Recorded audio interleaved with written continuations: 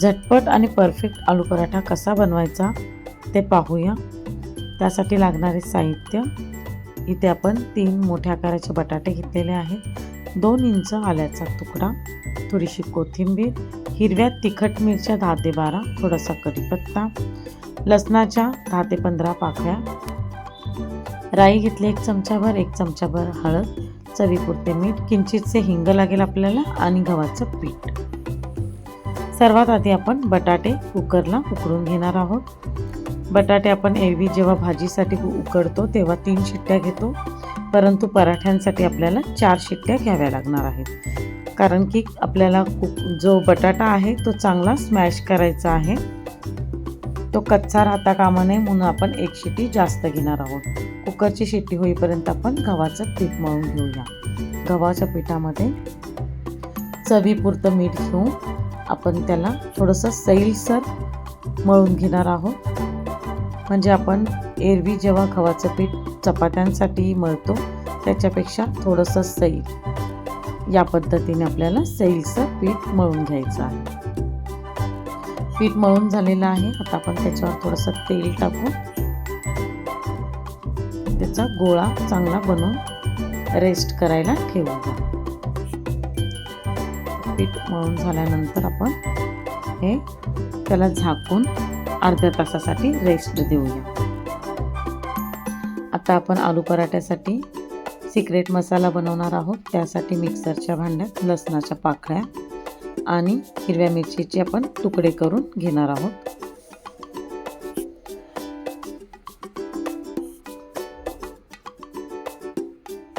आल्याचा तुकडा जो आहे तो आपण थोडासा किसून घेणार आहोत, की जेणेकरून आल्याचा जाडसर तुकडा त्याच्यामध्ये राहणार नाही।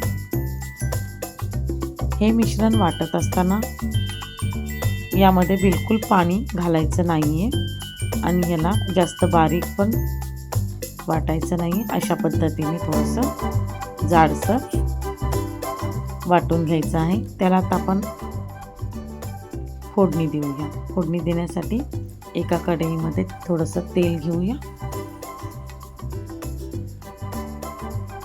थोडंसं तेल तापल्यानंतर आपण त्यामध्ये टाकूया थोडीशी राई। तेल तापलेलं आहे, 1 चमचाभर राई टाकलेली आहे। राई तडतडल्यानंतर आपण त्यामध्ये टाकणार आहोत कढीपत्ता। कढीपत्ता टाकल्यानंतर बऱ्याचदा काय होतं, तेल आहे ते फोडणीचं आजूबाजूला पसरतं किंवा उडतं, तर तसं होऊ नये म्हणून आपण कढीपत्ता टाकल्या त्याच्यावर ठेवणार आहोत झाकण, अशा पद्धतीने।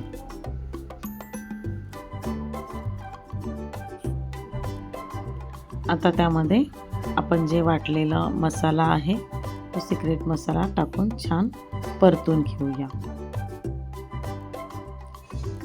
अशा पद्धतीने हा मसाला परतून झाला की त्यामध्ये थोडीशी आपण हळद टाकूया।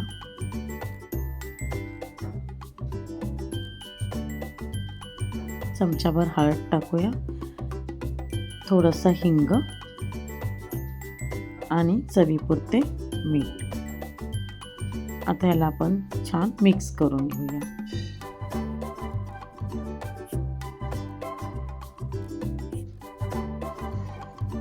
हा मसाला तुम्ही जास्तीचा बनवून फ्रीजमध्ये स्टोअर करून ठेवू शकता आणि दुसऱ्या दिवशीही आलू पराठा किंवा बटाटे वडे जेव्हा आपण बनवतो त्यामध्ये सुद्धा हाच मसाला वापरला जातो, तर तुम्ही हा फ्रीजमध्ये स्टोअर करून दुसऱ्या दिवशी बटाटे वडे सुद्धा बनवू शकता।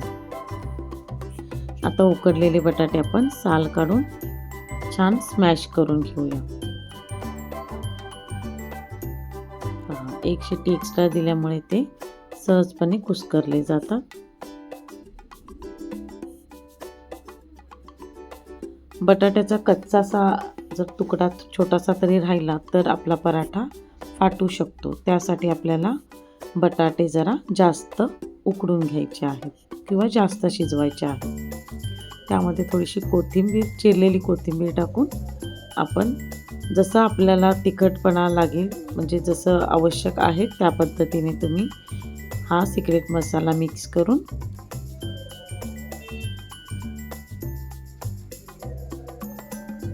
छान असं एकसंध मिक्स करून घेऊया आणि याचे छोटे छोटे आपण आता गोळे बनवून ठेवूया।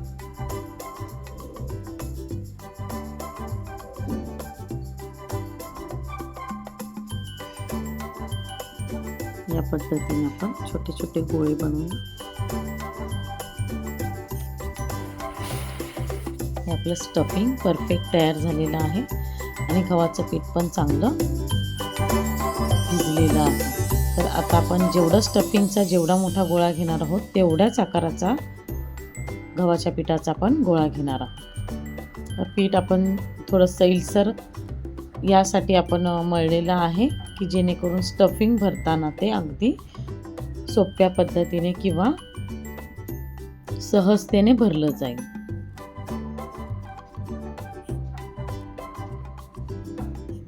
पाहू शकता अशा पद्धतीने आपण स्टफिंग भरायचं आहे।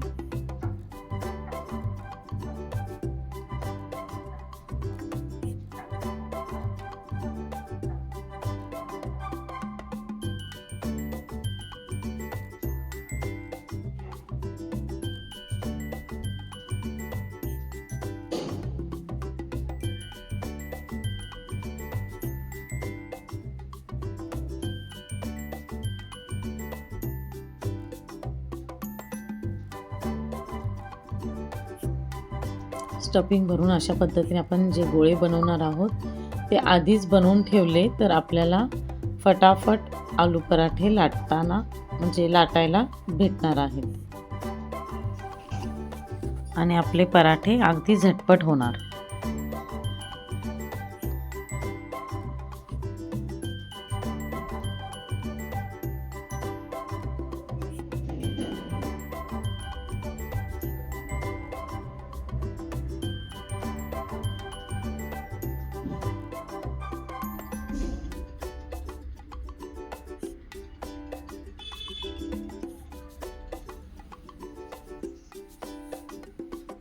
अशा पद्धतीने आपण थोडंसं दोन्ही बाजूने पीठ लावून हलक्या हाताने आपल्याला लाटून घ्यायचे आहेत। आता तुम्ही बघू शकता यातला एकही पराठा फाटणार नाहीये।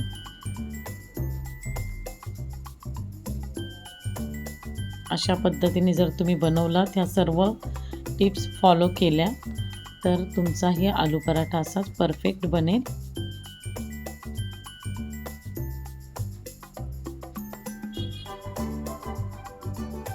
आलू पराठा आपण जेव्हा तव्यावरती भाजतो तेव्हा तुम्हाला पाहिजे असेल तर तुम्ही तेलही वापरू शकता। मी इथे तूप घेतलेलं आहे। बटरचा सुद्धा वापर तुम्ही करू शकता।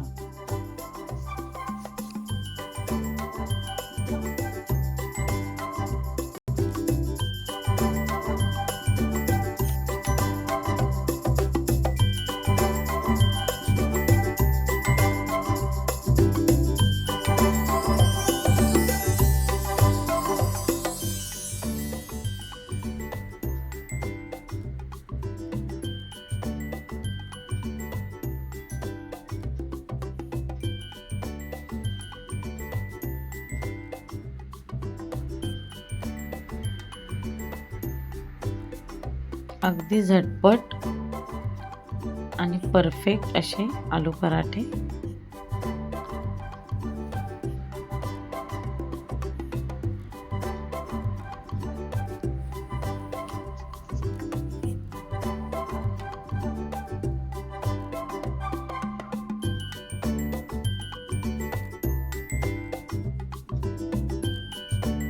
तुम्ही नक्की बनवून पहा आणि आवडल्यास लाईक, शेअर, कमेंट करा